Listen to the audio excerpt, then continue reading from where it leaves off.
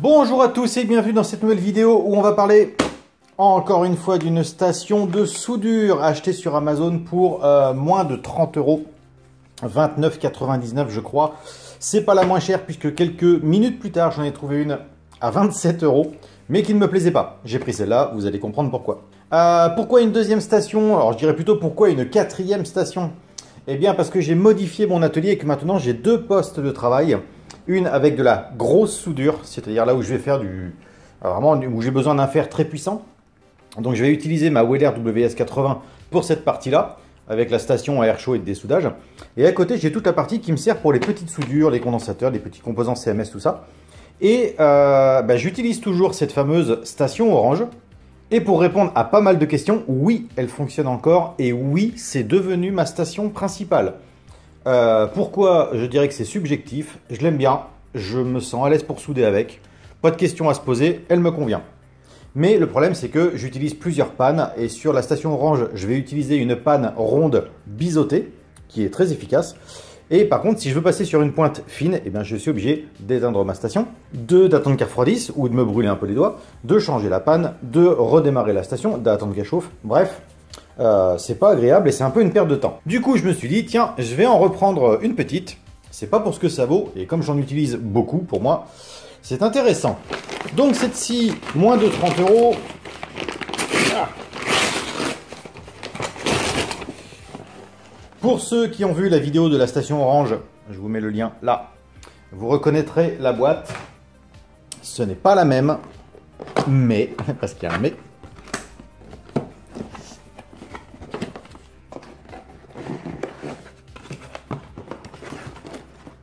Oh. Et oui, j'ai pris une version, je dirais pas plus moderne, mais je dirais que c'est la nouvelle version. Plus petite, on verra ça tout à l'heure quand on la comparera à l'autre. Hop. On conserve le dévidoir pour l'étain, de l'étain sans plomb, ça ne m'intéresse pas. Le fer qui est là, toujours solidaire de la station, hein, pour des économies de fabrication, je pense qu'ils ne mettent pas de connectique, ce qui n'est pas forcément un problème pour moi. Hop.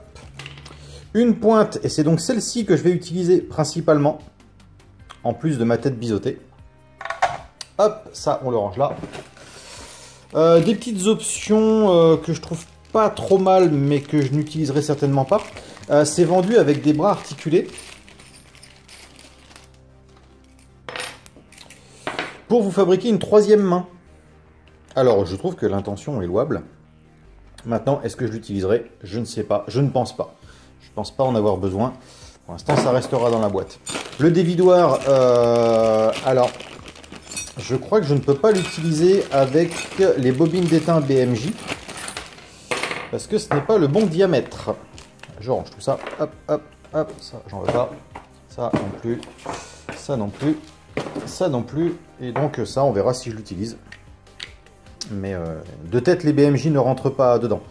Peut-être la tresse à dessouder, faudrait voir. Mais bon, pour moi c'est pas intéressant puisque je balade tout le temps ma bobine avec moi. Quel intérêt d'avoir ce genre de petite station? Donc comme je l'ai dit, il m'en fallait une supplémentaire pour ne pas avoir besoin de changer de panne. Ce que j'aime bien sur ces stations par rapport à ma vieille Weller, qui a 40 ans hein, quand même, c'est que là on a un système de mise en veille, c'est-à-dire que si vous ne l'utilisez pas pendant une dizaine de minutes, pof, elle descend, elle se met en veille et elle reste à 200 degrés.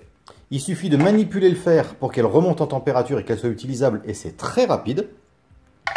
Si vous ne l'utilisez pas pendant 20 minutes, elle se met carrément en veille totale, voilà, donc elle n'est plus chaude, et ça évite de consommer de l'énergie, de surconsommer de l'énergie, ça évite aussi d'abîmer les pannes. Si je reprends encore une fois l'exemple de ma Weller, si je la laisse allumer pendant 8 heures, elle sera 8 heures à 350 degrés. Parce que c'est la température à laquelle je l'utilise en général. En parlant de température, sur celle-ci, je ne peux pas vous dire à combien je vais l'utiliser. Faut être honnête, à 27 €, vous n'avez pas un thermostat précis. Ça va vous donner un ordre d'idée. Personnellement, je crois que sur l'autre station orange, on est sur les 360 degrés. Je pense que, en fait, je chauffe beaucoup moins. Mais je me fie simplement à la manière dont mon étain va se comporter quand j'essaye de souder. Et ben on va monter dans l'atelier, puis on va comparer ça avec l'ancienne station. Bien, on se retrouve maintenant dans l'atelier. Première chose, mea culpa, enfin pas vraiment. La bobine BMJ rentre dans le support. C'est qu'en fait, cette année, j'ai pris carrément une bobine, je sais plus combien elle fait, 500 grammes. Et les petites que j'avais avant de 100 grammes ne rentraient pas dedans. Par contre, la 500 grammes, elle loge sans problème. Est-ce que je l'utiliserai? Je ne sais pas, mais en tout cas, vous savez que une grosse bobine rentre dans le support. La station orange qui date donc maintenant d'il y a 1 an et demi, qui est toujours là. Voici la panne que j'utilise, qui est donc une panne biseautée. Alors je tiens à préciser que cette panne, c'est vraiment celle que j'utilise depuis presque 1 an et demi. Hein. Donc on voit qu'elle n'a pas bougé, elle ne s'est pas usée prématurément. Donc là-dessus, rien à redire. Je sais que beaucoup d'entre vous ont acheté cette station suite à la vidéo. Jusqu'à maintenant, j'ai que des retours positifs. On a donc l'affichage digital comme sur la nouvelle, le réglage de la température comme sur la nouvelle. Pour l'allumage, il suffit tout simplement d'allumer ici en façade et on a l'affichage qui apparaît là, réglé sur 340 degrés. Donc là, elle va monter gentiment en température. Elle, par contre, le problème, c'est que l'interrupteur est derrière. Et vous voyez que le premier réflexe que j'ai, c'est de passer ma main pour atteindre l'interrupteur qui donc se trouve ici. Et là, attention au réflexe au travail. C'est-à-dire que si vous arrivez que vous faites ça, vous mettez la main directement sur le fer. Ça va pas être agréable, faut pas se mentir. Alors, on va la brancher. Elle est allumée, donc interrupteur derrière. Tac. Alors, j'ai vu qu'on pouvait passer de Fahrenheit à Celsius. Bon, on va la laisser chauffer avant. Elle va nous indiquer... Ah, donc là, on est en Celsius. Alors là, je sais pas du tout... Ah, ça, ah oui, c'est ce que je disais, ça. La mise en veille, on peut choisir de la mettre toutes les 5 minutes, toutes les 10 minutes, toutes les 30 minutes. Et retirer la mise en veille. Alors ça, je ne l'ai pas, moi, sur la nouvelle. Moi, je vais choisir 10 minutes, ça me paraît largement suffisant. Ah, alors là, il faut que je regarde la notice parce que je ne sais pas ce que c'est que le câble. Ah, et ça va être compliqué parce que la notice est en allemand. Et je n'ai pas fait allemand LV2, donc je ne sais pas. Pour le moment, cal, j'aurais pensé à calorique, alors Sta. On va laisser sur 2,99. Donc ça, c'est la température. Donc normalement, là, on est en Celsius. On va la mettre à 360 comme l'autre. Hein. Je pense que... Ouais, c'est ça, elle est graduée un par un. Alors, 340. J'avoue que là, c'est gradué et cranté. Beaucoup plus agréable que l'autre. En tout cas, beaucoup plus simple d'utilisation. Oui, 340. Par contre, c'est tout ou rien. Ouh. Ouais.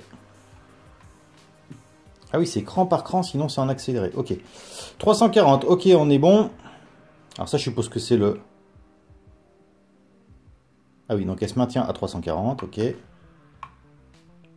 On maintient appuyé, donc on est bien en Celsius et pas en Fahrenheit.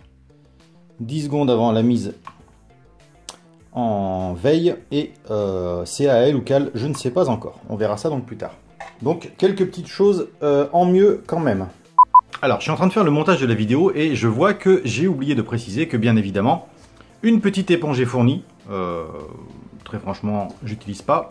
On a dit les petits bras qui serviront de troisième main et bien évidemment vous avez différentes pannes qui sont fournies avec, donc une panne plus fine, une panne plus grosse, une panne plate comme celle que je vous ai montrée pour l'ancienne station orange, une panne dite tournevis et la panne dite, alors moi j'appelle ça la panne cutter. Je m'en sers pas, c'est vrai que pour le drag soldering ce serait pratique, mais moi j'utilise la petite bombée qui est là. Voilà, c'était tout, on reprend. Un autre intérêt, un peu moins bien que la Weller, faut être honnête, c'est l'isolation thermique au niveau du fer, et ça c'est extrêmement important. Ceux qui ont utilisé des fers à pas cher, vraiment pas cher, hein, genre les modèles de chez Casto à 15 €, au bout de 2 heures de soudure, vous pouvez plus le tenir parce qu'il vous brûle les mains. Ce qui n'est pas le cas de cette station-là. J'espère que celle-ci en fera autant. Je ne vais pas faire de test de soudure puisque de toute façon c'est la même marque. On voit que c'est le même concept et ce sont les mêmes pannes, donc normalement il ne devrait pas y avoir de différence. Mais ce que je vais faire, c'est que, encore une fois, je vais m'en servir pendant 1 mois, 2 mois, 3 mois. voir ce que ça donne. Et puis on fera un topo sur la qualité de cette petite station. Parce que j'ai aussi pas mal de gens qui me contactent en me disant oui, j'ai acheté un fer. Alors arrêtez d'acheter des fers, achetez des stations. Une station déjà c'est beaucoup plus simple. En termes de prix, ce ne sera pas forcément beaucoup plus cher. C'est réglable manuellement, il y a un support, c'est livré avec plein d'accessoires et ça vaut moins de 30 €. Mais arrêtez avec les fers. En général, c'est des 20 watts, ça suffira jamais. Et on a plus de chances d'abîmer le matériel que de faire du bon travail. Enfin, en tout cas, pour de la restauration de vieilles électroniques. Donc, on se retrouve dans quelques temps pour faire un topo de cette station. Moi, je crois en elle. En attendant, si vous avez besoin d'acheter une station, bah, vous savez que sur Amazon, aux alentours de 30 €, vous en trouvez sans problème. Et qu'en tout cas, celle-ci est éprouvée et on la retrouve encore sur le site. Donc, je vous remercie d'avoir regardé cette vidéo. Et on se retrouve très bientôt pour la conclusion. Ciao!